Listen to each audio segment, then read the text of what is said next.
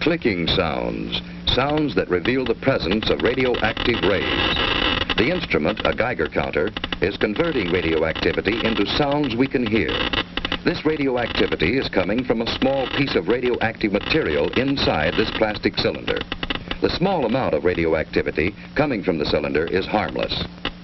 The luminous dial on this watch also gives off radioactive rays, which we hear on the Geiger counter. Even when there's no radioactive material near, the Geiger counter continues to click. This is caused by cosmic radiation that continually bombards us from outer space. But we don't get enough cosmic radiation to harm us. Today, atomic scientists produce radioactivity in large amounts. Radioactivity and radioactive materials have many peacetime uses. But we know, too, that they can be used harmfully, as in atomic bombs. The chance of your being hurt by an atomic bomb is slight. But since there is a chance, you must know how to protect yourself. To protect yourself, you have to know what the bomb does. Besides blast, there's radioactivity and heat. Can we protect ourselves from these? These children are protected. Concrete walls help stop radioactivity. Any wall stops the heat. The heat scorches the house, but does not harm the children. Any solid gives some protection. The thicker it is, the better. We have the national defenses to intercept an enemy, and we all form a team to help each other through emergencies. You are on that team. So is your family, each member of it. And in your community, every doctor, fireman, every policeman and nurse, every lineman and operator, every civil defense worker, in fact, every community employee is ready to help you if you need him. So your community is prepared for emergencies and ready to help other communities.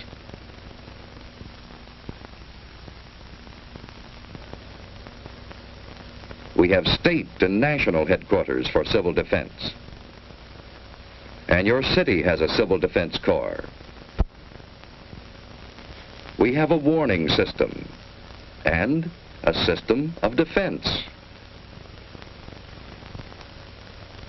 Yes, we have the equipment and the people for an effective team. But, like any team, it can win only when everyone knows his job and does it well. What is your job?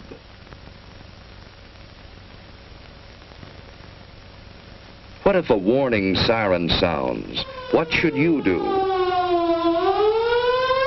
Look for cover, the nearest cover. Don't try to make it home unless home is the nearest place to go. Don't hesitate. Find cover.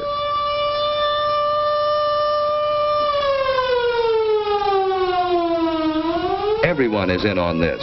Strangers will understand. Finding shelter quickly may save your life. If you can't get into a house, get behind a wall or a steep embankment on the side away from the city. Civil defense teams will go into action immediately. If you're home, you've work to do. Hi, Susie. Everything's fine upstairs. How you doing here? Okay, I guess. That's good.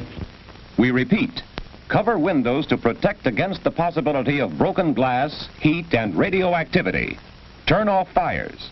If you are home and are not assigned to civil defense duties, go to your prepared shelter. Those who are in shopping centers, go to prepared Well, shelters fire in the kitchen's immediately. out. Now we'll go down the In basement. this practice alert, we are assuming that the attack will come on the waterfront area. See, it's just practice. All this rushing around for nothing. Now, there's just where you're wrong. We need this practice. Now, come on, let's do our job. That's good thinking. We all need practice. Here's a clean, well-prepared shelter in the basement. Ted and Sue have a battery radio, and they have soda ash and stirrup pump fire extinguishers. They have other emergency supplies too, a flashlight, a well-equipped first aid kit with plenty of bandages, tape and scissors, a Red Cross first aid book, a few cans of food, a good supply of water, blankets, and an electric lantern in reserve. You know, Susie, this stuff would come in handy on a camping trip. I'd a lot rather be on a camping trip. Say, what would we do if we didn't have a basement? At school, they told us we should be away from windows and behind double walls. You know, like an inside hall. Ted's right. If you live in an apartment house, you can't all go to the basement. Head for a shelter area. If none is marked for you, find cover away from windows and in a hallway if possible. Wait for the all clear. Be calm. If you're on the playground, run for shelter. If you're in the schoolyard, get into the building. Move quickly, but in good order. Inside, go to the shelter area you've been assigned. Take your place on the floor. Here's one good way to protect your eyes and neck in case of a bombing. Wait for the all clear. So far, you've been watching a practice drill. But what if there is a bombing that comes without warning? What is your job then? Find cover immediately. Don't look at the flash. Stretch out. In about 1 minute, the immediate danger is past. Then head for safer cover. Another bomb may fall. Get indoors if you can. Shed your outer garments. They may have radioactive particles on them. If you're home, take shelter and stay down for about 1 minute. By then, the danger from radioactivity, heat, and blast have passed. Protect your eyes and neck. Let's get things shut up. Sue found shelter under her bed.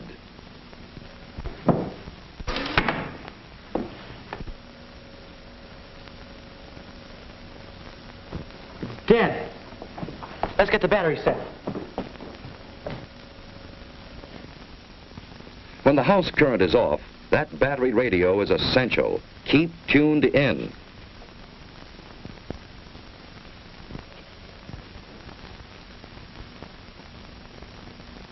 The airburst of 3:01 p.m. was zeroed on Union Station. Heavy damage extends from about 14th Street north to as far south as the waterfront. You know, we're lucky. That blast was miles Stay from there. under cover unless you have civil defense to... I've just been handed a bulletin. There's been an underwater burst at the waterfront. Water thrown up by the bomb is falling as mist and rain, and it is radioactive. Avoid radioactive mist and What rain. does he mean which the by wind is blowing south from the river. radioactive mist? All According to what Dad said, the radioactivity gets into the mist and rain. And if the mist or rain gets on you, it's apt to make you very sick. What would you do about it? I'd scrub thoroughly with a detergent and water. What's a detergent? It's something like Mom uses when she washes dishes and clothes. Don't drink tap water. It may be contaminated. Ted and Sue are waiting for the all clear.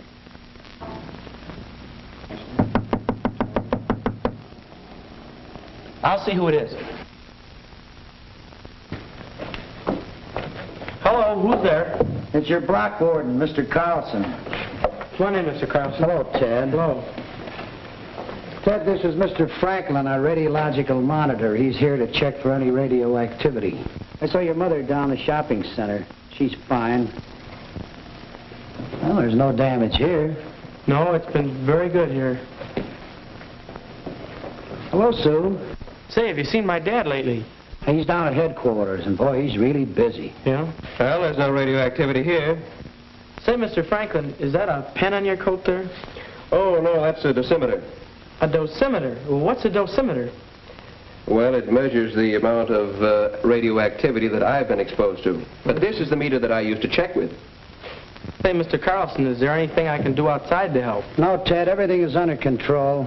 You just stay here till the all-clear signal is given. You've done a good job. Thank you, Mr. Carlson. Bye, Sue. Bye. A good job. That's what everyone must do to be safe. Doing a good job means simply following the rules in an alert or an attack and waiting until all is clear again. In this early and troubled stage of the atomic age, our very lives may depend on always being alert.